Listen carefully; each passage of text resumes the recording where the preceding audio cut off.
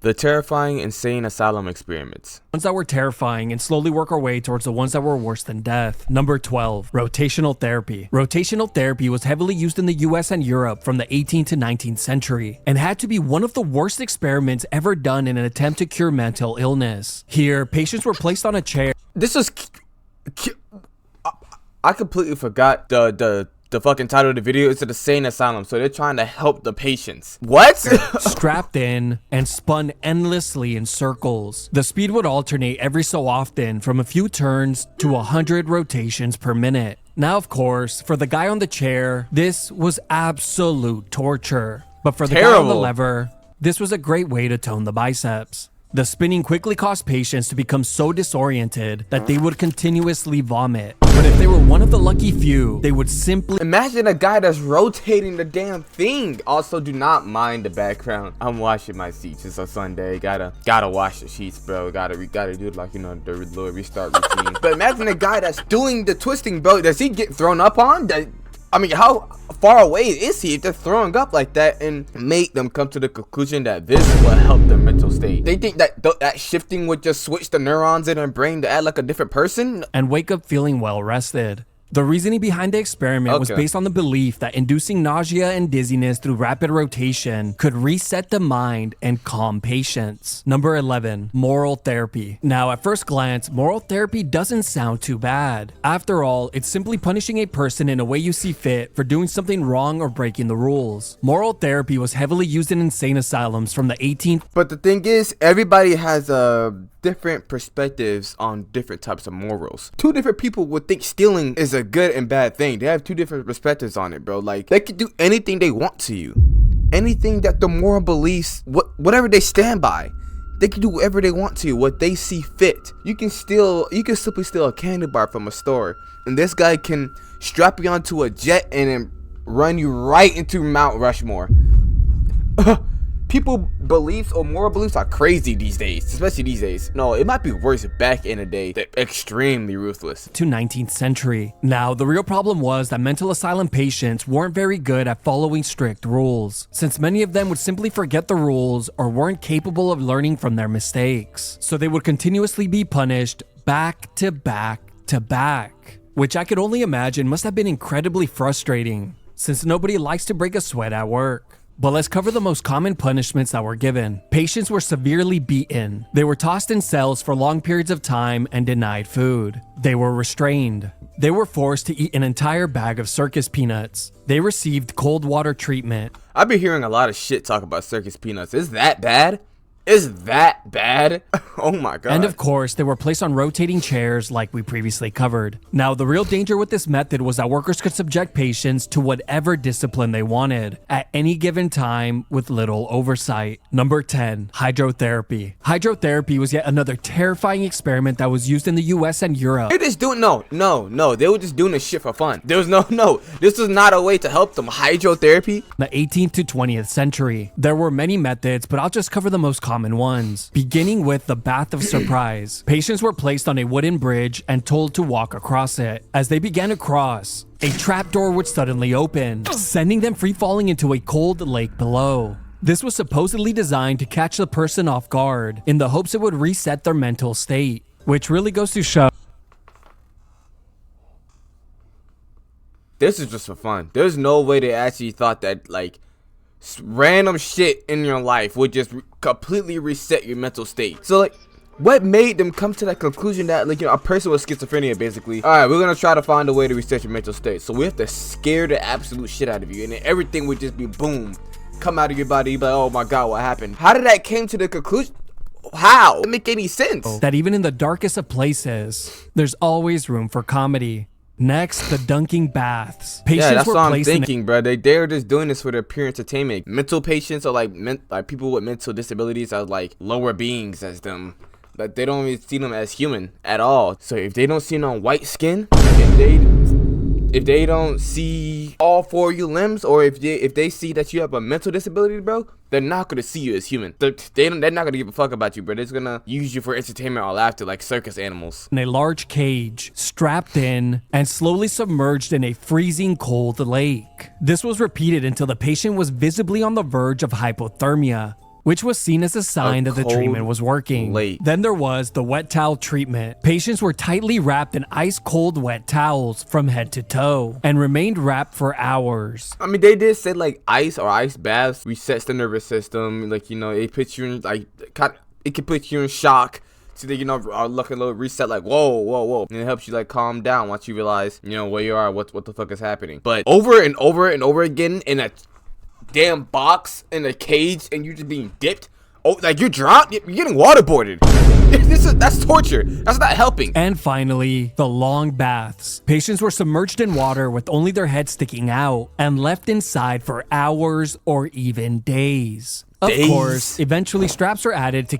What if they have to shit? This is not helping them. Whoa, keep them in place, since they couldn't risk anyone enjoying it. The reasoning behind hydrotherapy was the belief that water could induce relaxation, lower stress and anxiety, and promote healing. Today, we know that this only works when a person chooses to get in the water, not when another person tells you. Number 9. Solitary confinement. Isolation cells were heavily used in the US and Europe from the 18th to 19th century. Patients were placed alone in a room and left there for hours or even days. And since many were suffering from severe mental... Does this still exist? Because I still be seeing shows and shit, like they still be putting people in those rooms. So I wonder if those type of rooms still exist at a mental asylum today. Illness. They often had no idea what was happening. Consumed by fear, some began to violently throw themselves against the walls in desperate attempts to escape. This was probably before the white padding. 100% killed themselves back in the day when they first put that in there. Severely injuring themselves in the process. By the end of the 18th century, straitjackets had become widely available and were placed on patients before they were thrown into the cells. But again, the jackets didn't stop them from throwing themselves at the walls and getting injured, which really showed the workers. Not wanting to be made a fool of, asylums began converting isolation cells into padded rooms, which finally reduced self-injury, and patients could now be left inside more frequently and for longer periods of time. Number 8. Tranquilizing chairs. The tranquilizing chair was one of the most popular devices used in the US from the 18th through the early 19th century. Here, patients were placed in a chair and had their legs, arms, chest, and head tightly strapped down, preventing any movement. The chair was also equipped with a bucket to catch any human waste. A small box was then placed over the person's head, allowing them to see only what was directly in front of them. They were left alone in the chair for a few hours, but sometimes for as long as several days. So they probably think that sitting still and not moving would just calm them down and reset your fucking nervous system or something. Dr. Benjamin Rush was the man who invented the device. He believed that insanity was caused by disrupted blood circulation or sensory overload. So by preventing the patient... I guess that makes sense, because sensory overload, overstimulation, that can cause a lot of mental stress on your body. Like, you're absorbing a lot of shit at the same time. That could cause you like to break or need to get out of there. That makes sense. I mean, trying to make them sit the fuck still and just sit there. But I don't think that would just reset. I mean, that could like, I guess, calm down like other ones did and help them be present and not be overstimulated by everything that they see. But that's not gonna fully fucking reset it. I say it'll help you. It has some properties to it. Using their muscles. He thought all blood circulation would redirect to the brain. Oh, but the blood circulation one was retarded. I don't think... I don't see how that makes sense. And over time, cure mental illness. Now, believe it or not, I was a victim of this method and miraculously lived to tell my story. When I was a kid, I was placed in one of these devices. My legs, arms, chest, and head were tightly strapped down. I vividly remember crying out to the world for someone to save me, only to have a device placed in my mouth, keeping it open and preventing me from screaming. Now, of course, once my teeth had been cleaned, I was unstrapped and let go. Number 7. Restraint. Low-key, that's how I be feeling, bro. That reminds me, one time I was at the dentist, bro. I was like 6, like, when I was younger, I couldn't keep my mouth closed. So they was like, all right, bro. They had to get like these like mouth opener things. They had to force my mouth to stay open, and like literally, I was just sitting there, tears going down my face. I was like, bro, it hurted so bad. I don't know why I couldn't keep my mouth open, but that thing, it forced it open. Pause. To cages. Restraint cages were used from the 19th to 20th century, and they're exactly what they sound like. Patients were placed inside metal or wooden cages for long periods of time, in the hopes that they would take that time to reflect on their behavior or the bad decisions they had made. But the only issue was, the majority of insane asylum patients were not capable of doing that. So instead, they spent their time in the cages, becoming more insane. Here's what the cages look like. Some were a bit larger, allowing the person to take a few steps, while others were so tightly confined that the person could hardly even move. But get this, the time spent in these barbaric How being in a fucking a grave basically is not gonna help anybody. cages would depend on the severity. That's just gonna induce more fear. That's gonna, like, you're gonna feel like you can't breathe at a certain point, bro. Like, you got all that space, you can't move. Your body needs to move in order to feel like it's safe for operating. So I don't know why them keeping them in like a tight box is not letting the blood flow. It's not letting them get enough air. It's not letting them get enough air. That's gonna induce more fear. Feel like you're dying slowly. Of the patient's condition, meaning the crazier the person was, the longer they remained inside. Number 6, bloodletting. Anyone who's been around my channel should be very familiar with bloodletting, since I covered it in this video, but I'll touch on it quickly here. Bloodletting was one of the most popular and horrific medical practices in history, used in many countries from ancient times up to the early 20th century. Here, patients were poked with a blade to remove the bad blood from their bodies, which was believed to cause illness. The severity of the patient's illness would dictate just how much blood was removed and how often. The worse you were, the more they drank. So I see back then they highly thought that blood was like the cause of mental illnesses because of how it's circling all over your body. I don't know what made him come to that conclusion, but I hope he explains it later on in the video. Drain. Since mental asylum patients were seen as very sick, it was recommended to drain them to the consistency of a raisin. But after a few sessions, it became obvious that the patient's condition was not improving. So naturally, doctors came to the logical solution to simply drain more. Damn. Which of course made things a lot worse, causing even more deaths due to infections and blood loss. Number 5, fever therapy. Fever therapy was commonly used in the US and Europe during the 20th century. Here, a patient It's just mainly the US and Europe, bro. We're so, like, both countries are so fucked up. be injected with malaria to induce a high fever, sending the patient into a thrilling game. Like, how do you think injecting someone with malaria is going to help their mental health? Love of the game. Love of the game. They know what they're doing. This is Of love of the life game. and death for a couple of weeks. Now, if the patient was one of the lucky few who made a full recovery, they would be rewarded with another dose of malaria. They're just trying to kill them. Again. This was done 8 to 12 times back to back, which means a patient could remain in an endless cycle of high fevers for around 6 months. But as the bodies piled up, doctors were forced to come to the realization that this method simply didn't work. Not because it was ineffective. After fucking 50 bodies piled up, I don't think this method is working, doctor. I think we need to switch.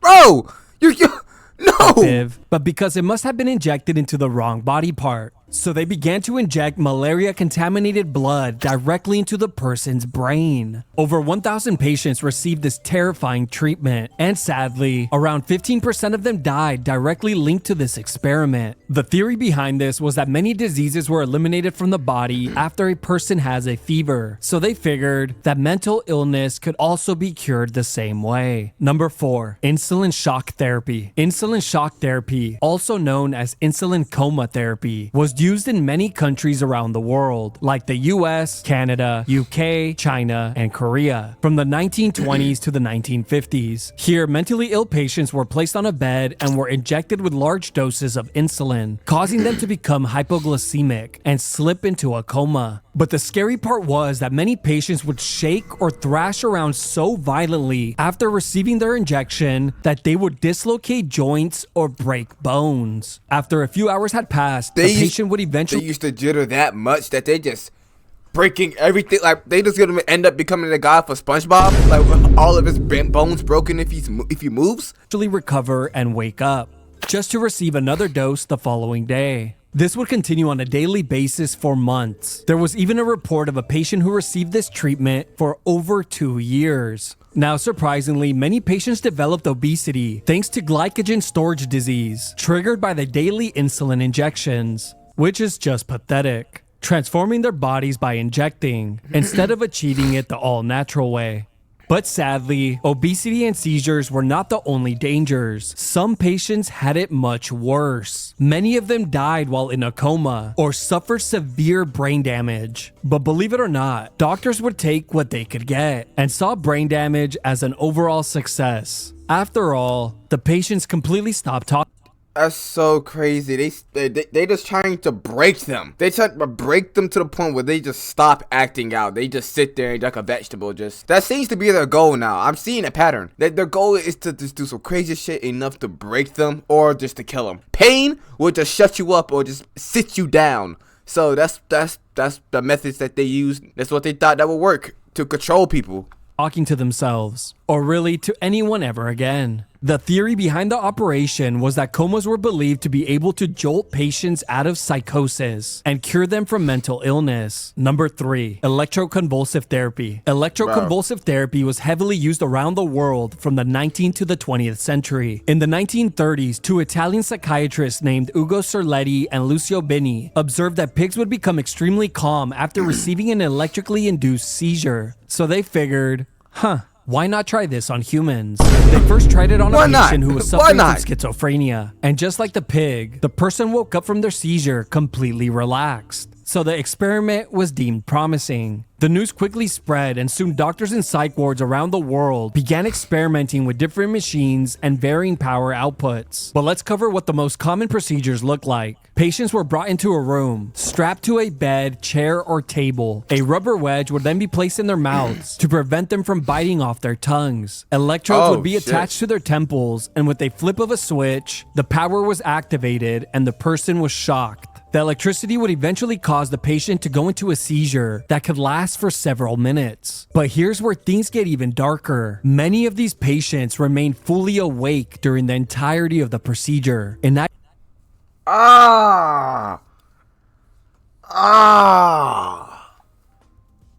bro, and they wouldn't, bro. I don't care. Bro. If everybody was telling me, hey, bro, this works.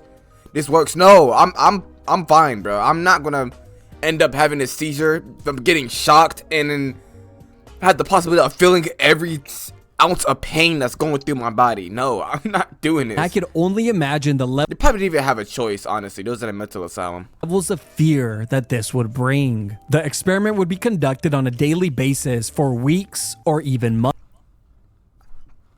How did they survive for this long? For months? Their brain was fried for months. How could he even handle it for days on months, with some unlucky patients receiving multiple sessions per day. Electroconvulsive therapy was seen as being extremely successful, since most patients were so terrified of the procedure that they outright refused to do anything throughout the day, in fear of being punished and dragged back. The unlucky patients who received the treatment would live the rest of their lives with severe PTSD and were never the same again. Number 2, trephination. Jeez. Trephination is a procedure that was performed in many countries from ancient times up to the 19th century. Many people volunteered to have the procedure done, while others were forced. The procedure began by having the person sit in a chair or strapped down. Then someone would begin to drill a hole in their head. The holes varied in size, ranging from that of a small pencil to a tennis ball. The procedure was believed to cure chronic headaches and boost mental clarity by releasing unwanted pressure in the skull. Later on, during the 19th and 20th centuries, the procedure was brought into insane asylums and performed on patients. But this time, it was because they believed that a demon or evil spirit was trapped in the person's head. And the only way to help them was drilling a hole in the skull, allowing the demon to escape.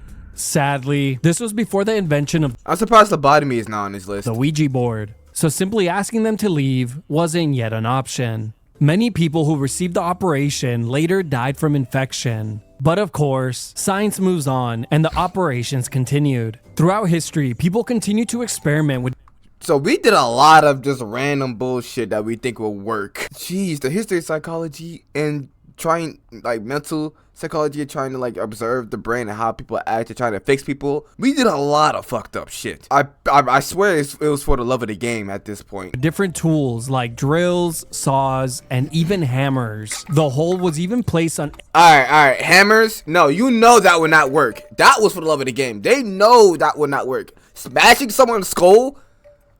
Bro, Imaginable location on the skull. Then, of course, some show-offs took it too far and began to experiment with different shapes. Number 1, lobotomies. Lobotomies are hands down the most terrifying experiment ever done. It all began in 1935 when a Portuguese neurologist named Antonio Moniz began to experiment on patients by drilling holes in their skulls. But it didn't end there. He then began pumping alcohol into the skull, completely destroying brain tissue. Thanks to the severed brain connections, the patient's behavior. it's crazy how they have the legal right to do this. Put a hole in their head.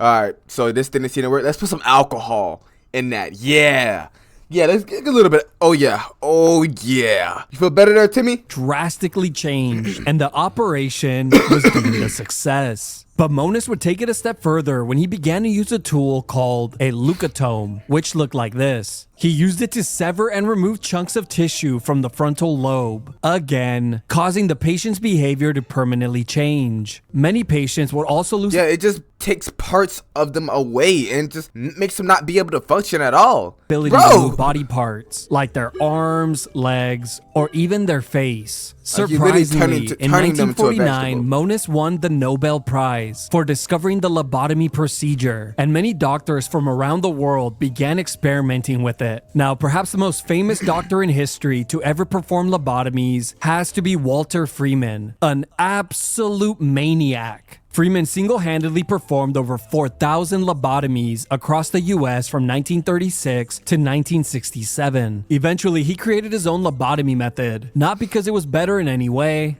but because it was quicker. He called it the ice pick lobotomy, where he would insert an ice pick directly into the patient's eye socket, then hammer it into the person's brain, scrambling the person's frontal lobe. Now, you're probably wondering, how could he possibly know which part of the brain he was scrambling if he couldn't even see? Yeah. Well, he liked to go by feel. And as you can imagine, many patients quickly For the love of the game, bro. died during or after the procedure. But for those who were lucky enough to survive, one thing was certain: they were never the same again, with many losing the ability to function independently. But here's where things get even crazier. Lobotomies became so popular thanks to Freeman's aggressive marketing and miraculous claims that regular people began to seek him out and pay for the operation. But that is a story for another day. In the end, it's estimated that over 100,000 lobotomies were performed in insane asylums across the world from the 1950s to the 1960s, and it remains one of the most terrifying experiments. It's crazy how we can all collectively agree to something that is like completely